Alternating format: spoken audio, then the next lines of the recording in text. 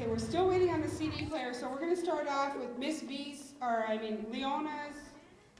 I just got informed I had to do this job 5 minutes ago, so bear with me. Leona Alutik singing. You to us. So you're saying Yeah. one or two more things that you want to add? The other thing that I'd like to mention is it was real peaceful, especially at nights and in the camps too, because there were no disturbance. There were no airplanes. There were no motorized vehicles, even in town, you know. That's something, and I think this may have effect on our present generation. The children today are finding themselves, I think, with too much time in themselves. You know, the way our parents take care of us when we were children. Soon as we were old enough to do some chores like carry wood in, everybody was burning wood for fuel, you know. We'd be carrying wood, and then soon as we were old enough, we'd be hauling ice winter time. We'd be chopping wood. We always had something to do. And that time, each and every home had a dog team, and these dogs got to eat, otherwise they have no power. You have to take care of them. So our parents used to give us, especially me, I like the dogs. I always want to feed the dogs, and all these things take time. And the other thing too is because they didn't have strong motors or outboard motors at that time, when they go camping, they take tent along, and they are gone for days out in the country where it's real quiet. And when you're out there and you have time to look around, you know, you can learn a lot of things. Landmark and the current on the river. Yeah, you have to be able to read the channel of the river, especially when the river is low, you know.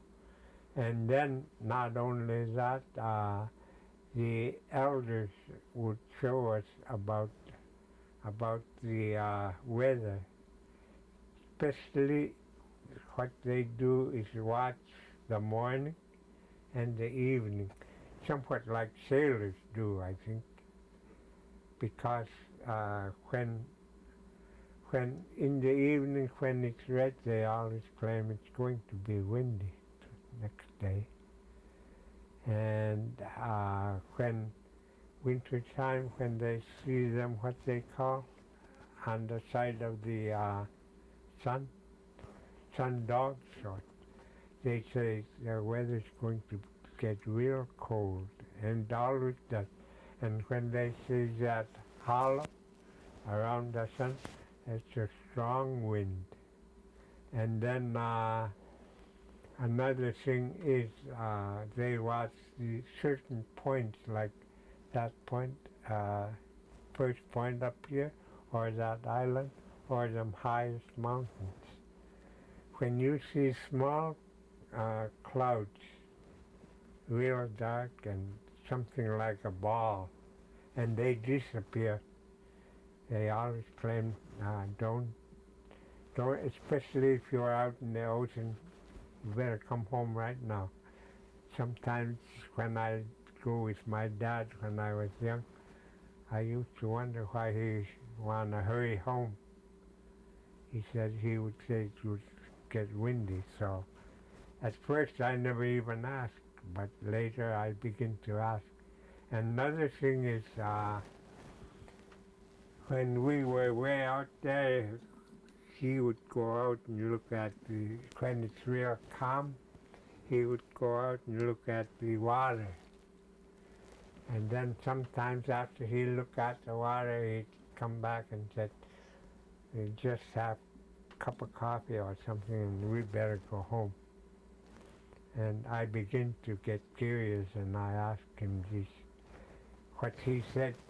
He said, when it's calm, regardless how calm it is, when there's no game, when you don't see any seals, you better look at the water.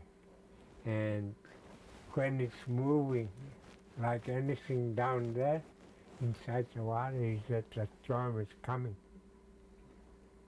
So those make sense, and them clouds too.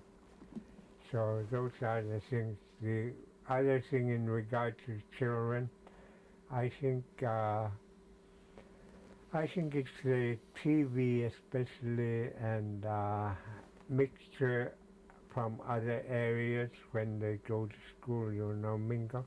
As the schools become larger with more students, this is when they kind of lose respect for homes. Because when we were growing up, when we visited somewhere, some home, we would come in and just stay by the door. Last concern. Yeah, those are the things. One more thing I can very briefly mention is when they catch like beluga whale or ugluk, some big game, they have certain way of cutting them. If there's three people, they all share into three. And what they do, I used to know, but I can't really pinpoint how they do it. So in ugluk, what they do is, if you're the one who shot the ugluk on the blubber, and especially on the blubber and meat side, you don't get more that much. And not that juicy meat, because the rule is they cut from shoulders back here, kind of Y shape, straight back, and over here, all the way down, and all this oil on both sides up to here goes to the two people that are there. And the only oil that the person gets is from head down to here. And the meat also from here all the way down. The two people take that meat and you end up with only backbone and they're the best part chest. anyway. And if you're two, you just split right in half, or whatever like the person would like from the side. Sometimes some people, if you hunt with, they are a little greedy. They want all what they can get, But on the other hand, there's always someone when we used to hunt, especially I find out when after we got the kids, there are some people that are mindful about my kids rather than themselves. And they would say, oh, I don't want too much, because they say, you got big family. So that's how some people are.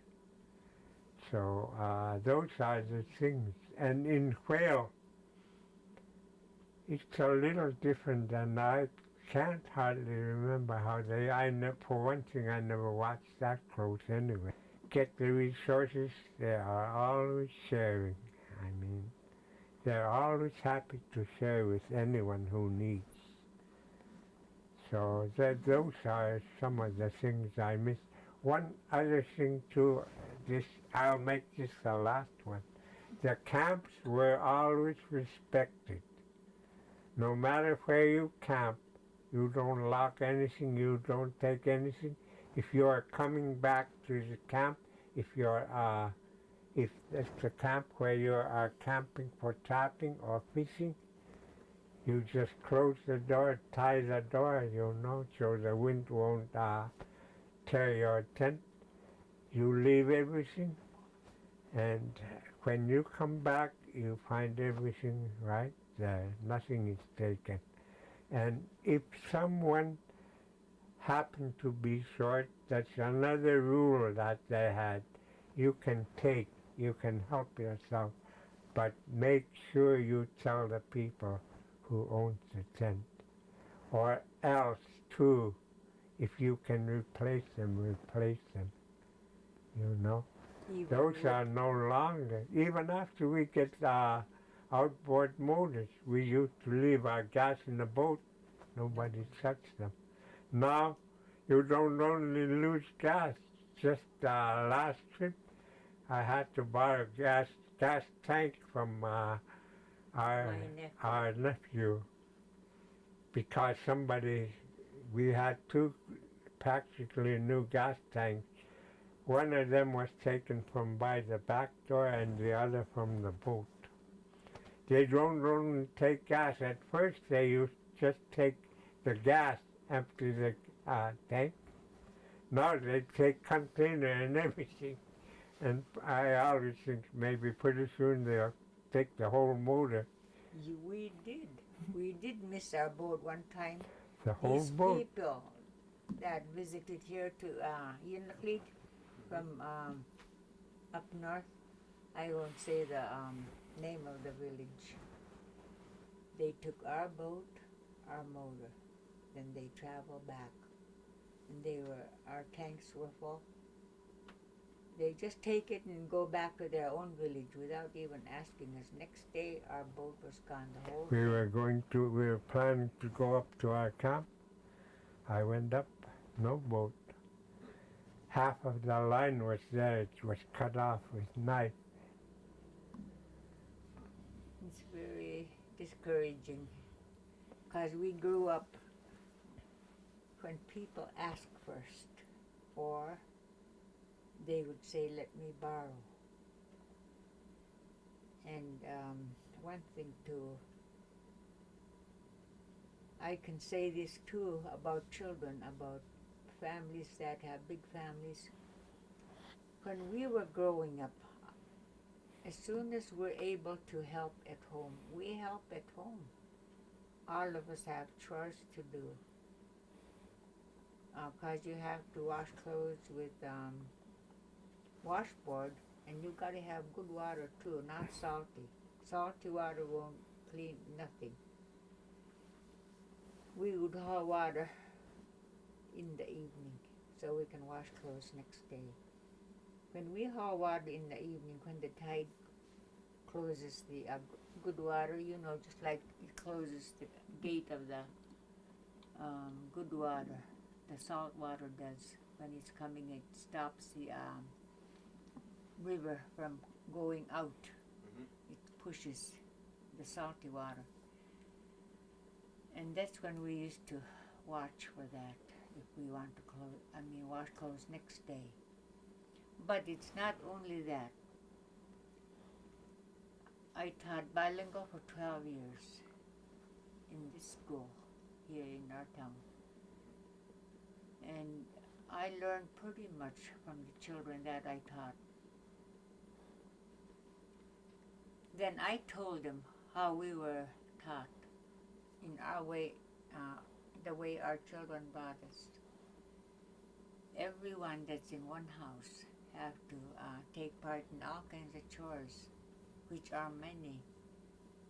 And in this way, they learn to clean house. Because we did. We even scrubbed floors on hands and knees and brushes. Even they're just wooden floor. Even if we didn't have linoleum. We never even hear about linoleum. And to make things, happier in the home, nice and clean, that's what I like. Because my mother, when she was in the children's home, she was taught cleanliness, and she learned how to read when she went to school up to third grade.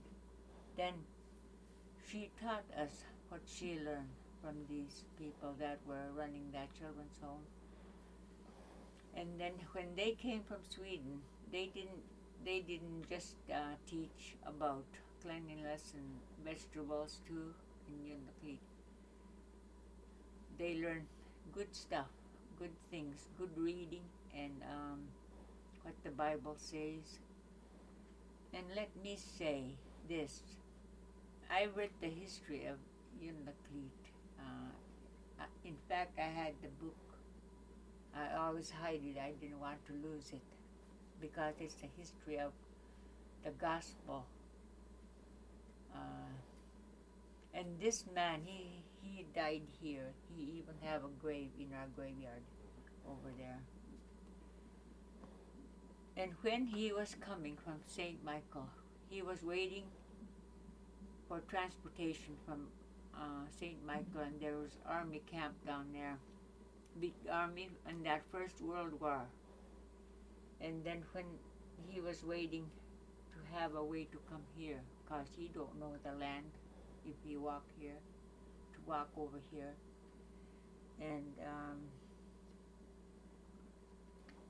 And he told this man that he would like to be a passenger in the boat that is going to Unalakleet. And this man asked him, "What is your purpose for going to Unalakleet?" And this man, A.E. Carsons, that's his name, he said he's trying to spread the gospel.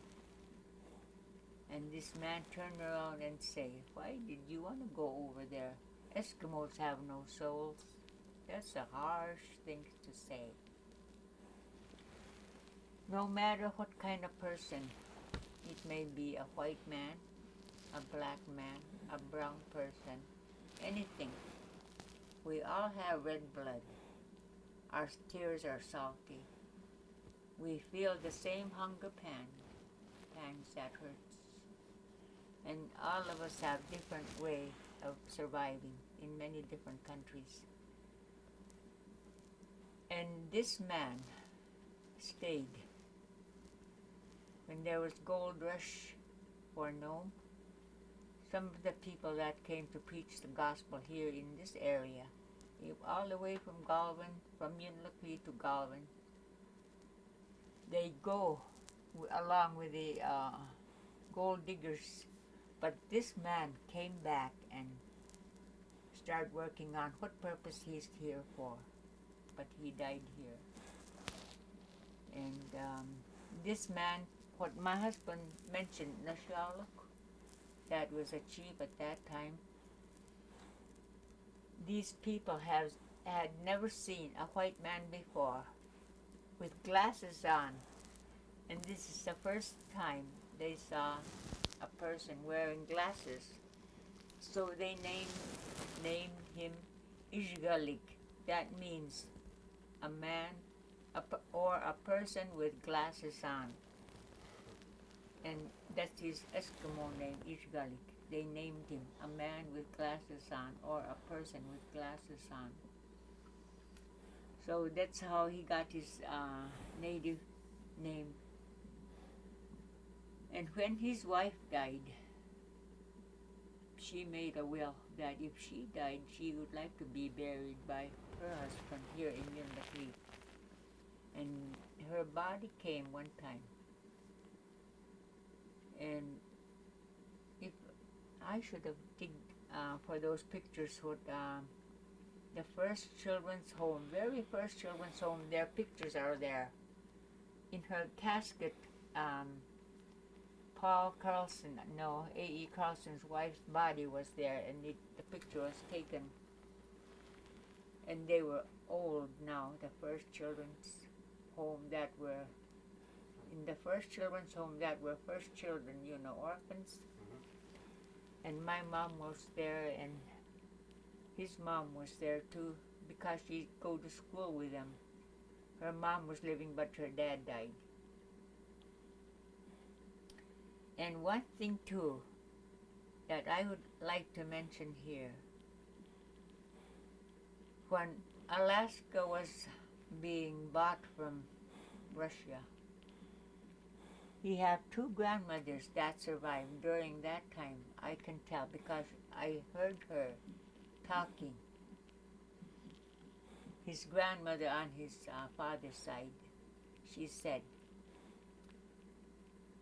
I don't think anybody told them that Alaska was being sold to America because they were here. I think before the Russians. I don't know if that is, or I don't know who first came to this Alaska. Never did find out which is first, Alaskans, Eskimos, or the Russians. Eskimos. I think Eskimos because she said, she talking our tongue, which is Eskimo language. Inupiaq, they call them Inupiaq. Meaning Inupiaq means a real person. Because when I was teaching bilingual, they like to know what the meaning of what that Inupiaq means. And it's translated as a real person. Inupiaq, real person. We always be proud of who we are. So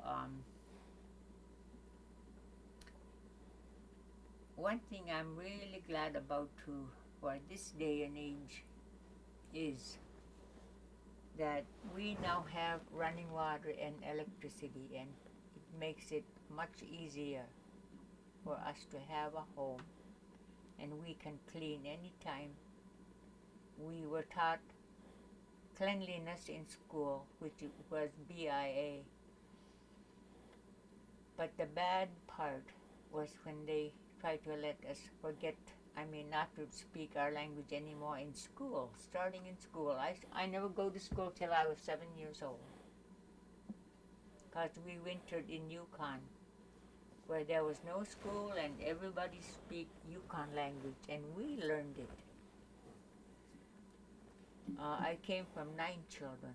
I was in the middle. 4 of them older, 4 of them younger, and I was right in the middle. But our oldest sister was here because she got married. And the rest of us, we spent winter there in Yukon. My uncle on my father's side had a trading post, and his store was just not very big, but it was real helpful for groceries that they learned to use and the white man's clothes. Because long ago, people sew by hand, everything. Their mucklucks, no shoe packs, no shoes. You have to do all the sewing in order to walk in wintertime. You can't walk in the snow. In fact, year-round, you can't walk on your feet all the time. It's better summertime, all right, when it's not cold. So we spent about 8 months, I think. We went there with a steamboat up Yukon River. And then when we landed at his place, in my uncle's place, Moses, Katchatags, Again, they should have done that right from the beginning. But because BIA didn't want us to talk our language in school or around the school area. Can you switch to him? Because I need water in my throat. First language to dissolve. It is not only right, it is our way of life. Our life is connected to who we are. I think the most important part that we must understand as Native people is to know where we came from, where we are today, and where we are going. We came from our ancestors. Our ancestors, I always say, were the best stewards of the land of Alaska, of our native land of Alaska. If they weren't so, we wouldn't have any resources today. We wouldn't have a place to live. But it's up to us today to hold on to what little we have left in regard to our language, our way of life. And one last thing I want to mention, I want to thank you, Dave, for coming over here and to allow us to share what little concerns we know of the past and of the outlook for future. And if there's anybody watching me right now, I'd like to say one thing. Young people, we are concerned about you. If something is troubling you, don't be afraid to go somewhere and let whatever is bothering you out. Because if you keep something inside, that is not good for your living as a person. If you are losing respect for yourself, find someone like myself or anybody else, my wife, or if you're in other village, anywhere, even the pastor or a school teacher or even the policeman. Just get it out and you will see that you'll have new horizons to think about. Something that's not good for you will not help you if you keep it to yourself. I'm saying this because I care for our young generation. Thank you again, Dave, for coming over. Let me ask you one more question. Okay. And it's about I mentioned about the trails. And now what changes have you seen in the trails in your lifetime now that there's motorized use? There are some things that these what they call terrain vehicles are good if you use them the right way. They're not toys. They are powerful and they are helpful. One thing that bothers me is when people start to use them without following one pathway or one way. I don't mind using them for hunting, but I don't like to see them going from hill to hill or anywhere or anyway.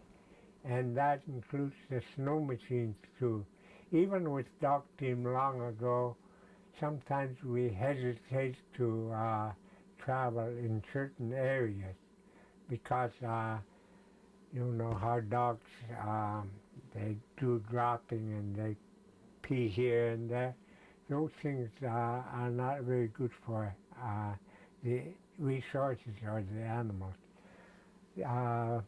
Even outside of live animals, these terrain vehicles disturb the vegetation, like berries and willows and everything.